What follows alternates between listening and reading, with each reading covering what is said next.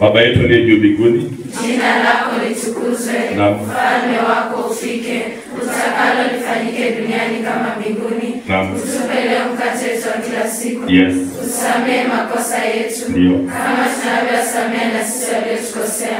Usitie katika kishawishi, lakini tuokoe maovuni. Amina. Baba, katika jina la Yesu Kristo, ni mchana ambao umekaribia jioni sasa.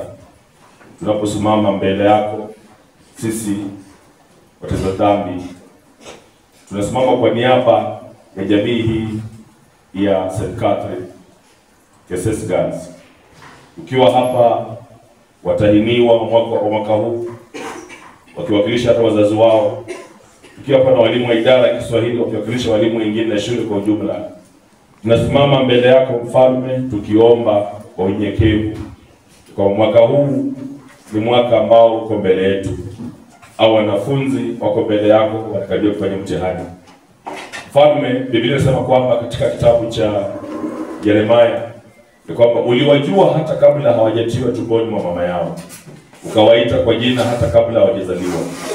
Baba, jioni ya leo tunakutegemea ewe, wanakutegemea ewe. Waenda kuandika mtihani ambao unaamua sana hatima ya maisha yao. Baba, tunaomba uwakumbushe yale yote ambayo Mfalme wanayafahamu waliofundishwa, na mengine uwape nguvu, uwape ujuzi wanaposonga mbele, ili kwa yote 9-10 Mfalme, tutakapogonga hii mean square ya 10.5, Mungu, sifa na utukufu zikurudie. Wajaze hekima, wajaze amani, wajaze upendo, wajaze bidii, waondolee usingizi, waondolee uvivu, waondolee chochote ambacho kitakuja kinyume cha kudidimiza ile ndoto yao. Zaidi ya yote Mfalme, bariki wanapoendelea kusoma hadi mtihani utakapokamilika. Wape nidhamu hata kipindi cha kabla ya mtihani, baada ya mtihani, ili wasaidie kutegemea ewe. Mfalme, tunaomba haya tukiamini katika jina la Kristo ambaye ni Bwana Mwokozi wetu. Amen. Asante sana. Kwa jina la Baba. Thank you so much. Mbarikiwe.